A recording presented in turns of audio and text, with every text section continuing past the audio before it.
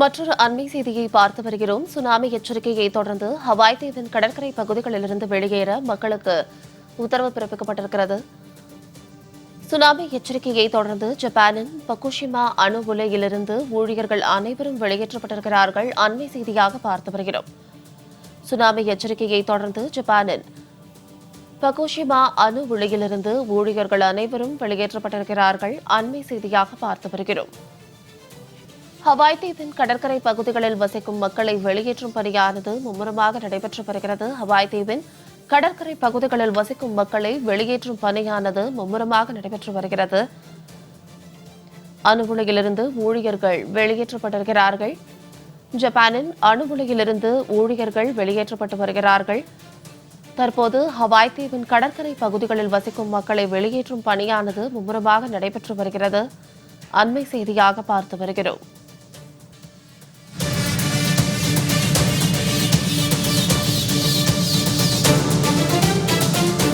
Hawaii தீவின் கடற்கரை பகுதிகளில் வசிக்கும் மக்களை வெளியேற்றும் பணியானது மும்முரமாக நடைபெற்று வருகிறது. ரஷ்யா மற்றும் ஜப்பானின் தீவு பகுதிகளில் தற்போது சுனாமி ஏற்பட்ட நிலையில் மக்களை அங்கிருந்து வெளியேற்றும் பணியானது மும்முரமாக நடைபெற்று வருகிறது. சுனாமி எச்சரிக்கையை தொடர்ந்து ஹவாய் தீவின் கடற்கரை பகுதிகளிலிருந்து வெளியேற உத்தரவானது பிறப்பிக்கப்பட்டிருக்கிறது. மேலும் இது குறித்தான கூடுதல் விவரங்களோடு இணைகிறார் எமது செய்தியாளர் ஜெயலானி. ஜெயலானி, வணக்கம். இது குறித்தான விரிவான விவரங்கள். சாருலதா, இன்றைய தினம் பசிபிக் பெருங்கடல் பகுதியில் பயங்கரமான நிலநடுக்கம் என்பது பதிவாகி இருக்கிறது. குறிப்பாக இந்த நிலநடுக்கம் என்பது இரண்டு டெக்டானிக் பிளேட்ஸுடைய உராய்வுகளின் காரணமாக நிலநடுக்கம் ஏற்படக்கூடும் என்பதாக வானிலையில் கணிக்கப்படுகிறது.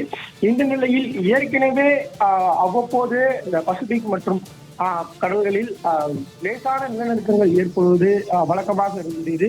குறிப்பாக 4க்கும் கீழே நிலநடுக்கம் ஏற்படும் போது அதற்கான அதிர்வலைகள் பெரிதாக இருக்காது, பாதிப்புகளும் பெரிதாக இருக்காது.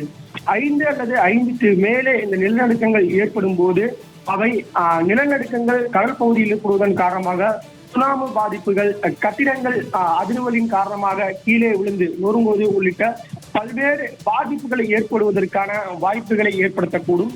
இன்றைய தினத்தை பொறுத்தவரை ரஷ்யா உள்ளிட்ட அந்த பசிபிக் பெருங்கடல் பகுதியை ஒட்டியிருக்கக்கூடிய பகுதிகளில் நிலநடுக்கம் என்பது ரிக்டர் அளவுகோலில் 8.8 அளவிற்காக இன்று அதிகாலை, அதாவது இந்திய நேரப்படி இன்று அதிகாலை 6லிருந்து 7 மணி அளவிற்காக பதிவாகி இருப்பதாக தற்போது தகவல்கள் என்பது கிடைக்கப்படுகிறது. தற்போது தொடர்பாக அமெரிக்க பிரதமர் டொனால்டு டிரம்ப் ஒரு எச்சரிக்கை அறிவிப்பு என்பதனையும் வெளியிட்டிருக்கிறார். குறிப்பாக பசிபிக் பெருங்கடலில் ஏற்பட்டிருக்கக்கூடிய மிகப்பெரிய நிலநடுக்கம் காரணமாக ஹவாய் பகுதியில் வசிக்கக்கூடிய பகுதிகளுக்கு சுனாமி எச்சரிக்கை என்பது விடுக்கப்பட்டிருக்கிறது. எனவே அலாஸ்கா மற்றும் அமெரிக்காவின் பசிபிக் பெருங்கடல் பகுதி கடற்கரை ஒட்டியிருக்கக்கூடிய பகுதிகளுக்கு இந்த சுனாமி எச்சரிக்கை விடப்பட்டிருப்பதன் காரணமாக முதற்கட்டமாக அவர்கள் அனைவரும் வெளியேற்றப்பட்டிருப்பதாக கூறப்படுகிறது.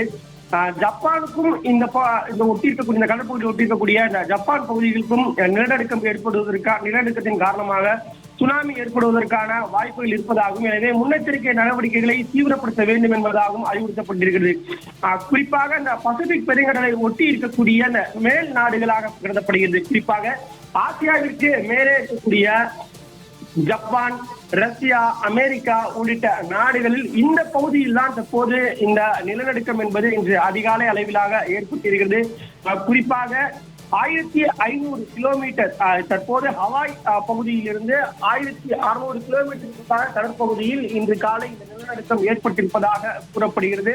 இந்த நிலநடுக்கத்தின் எதிரொலியாக வழக்கமாக 5க்கும் கீழே நிலநடுக்கம் ஏற்படும் போது அதிர்வுகள் உணர முடியும், ஆனால் எந்தவித பாதிப்புகளும் இருக்காது என்பதாக கூறப்படும்.